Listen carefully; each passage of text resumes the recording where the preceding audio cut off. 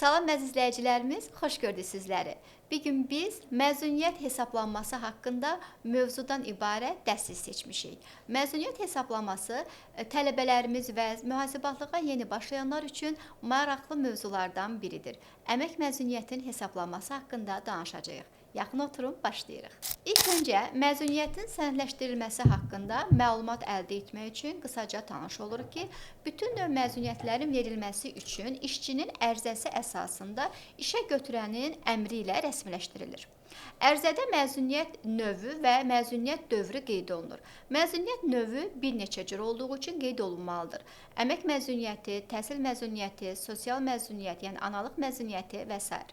İşçinin məzuniyyət hüquqlarının pozulmasına, işçiyə əmək məzuniyyətinin verilməməsinə və istifadə edilməmiş əmək məzuniyyətinə görə müəyyən edilmiş kompensasiyanın ödənilməməsinə görə Azərbaycan Respublikasının İnzibati Xətalar Məcəlləsinin 192.5-ci maddəsinə əsasən vəzifəli şəxslər 1500 manatdan 2000 manata qədər məbləğdə cərim edilir.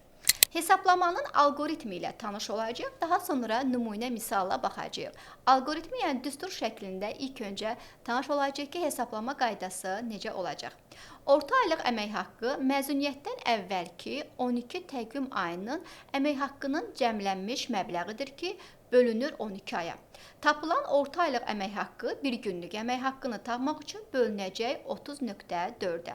Məzuniyyət haqqı da 30.4-ə bölündükdən sonra bir günlük əmək haqqı tapılaraq məzuniyyət günlərinə vurulmuş olacaq. Hesablama forması qeyd olunur. Qeyd etdiyimiz kimi bir illik əmək haqqı toplanır, bölünür 12 aya. Və daha sonra 30.4-ə bölürük dedikdə nəzərdə nəyə tuturuq? Niyə məhz 30.4-ə? İldə 365 gün olur. Fevral ayı nəzərə alınaraq 12 aya böldükdə hər aya 30 gün 4 saat yəni düşür.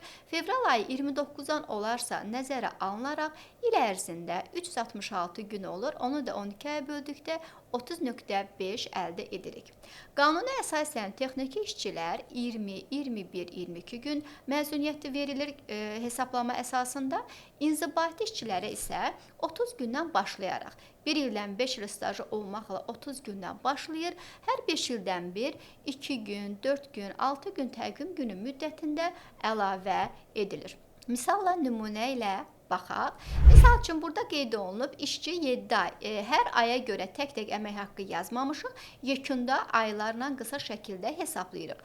İşçi 7 ay 750 manat əmək haqqı əldə edib, 5 ay isə 900 manat, yəni son 12 təqvim ayına əsasən hesablama aparılır.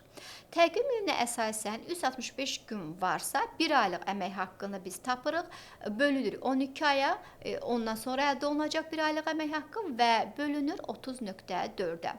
Hesabladıq və bir günlük əmək haqqı 22 məzuniyyət gününə gördüyünüz kimi vurulmuş olur. 22 məzuniyyət gününə vurulmamışdan öncə biz nə etdik? 7 ay vurduq 750-yə, 5 ay vurduq 900 manata.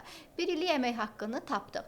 Daha sonra da 9750 manat bir illik əmək haqqını bölürük 12 aya. 812 manat 50 qəpik orta aylıq əmək haqqı da deyə bilərik. Bölürük 30.4-ə. Artıq biz öyrəndik ki, 30.4 nədir və hardan əldə edirik. Bəzən düsturları hesablayanda düsturların mənasını niyə bölürük başa düşsək, mövzunu mənimsəmək daha rahat və asan olacaq. Bir günlük əmək haqqı elədi 26 manat 73 qəpik və 22 məzuniyyət gününə vurulmuş oldu. Təbii ki, bu vergilərin tutulmamış hissəsidir. Məzuniyyət hesablamasından sonra məzuniyyət məbləğindən də vergilər tutulur və işçiyə öncəki işlədiyi əmək haqqı ilə birlikdə hesablanaraq verilir. Əzizləyicilərimiz, bugünlük bu qədər. Bugün biz əmək haqqı məzuniyyəti haqqında danışdıq. Videolarımızdan məlumatlı olmaq üçün bəyənməyi və kanalımıza abunə olmağı unutmayın. Sualınız olarsa qeyd edə bilərsiniz. Hələlik.